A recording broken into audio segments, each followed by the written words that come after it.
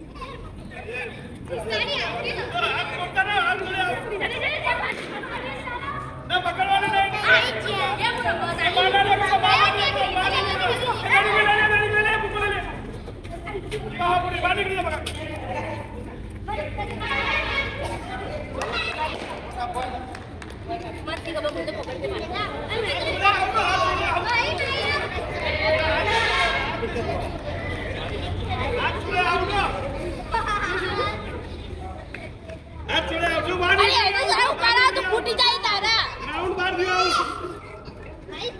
ના રાઉન્ડ બાર કોઈ જો.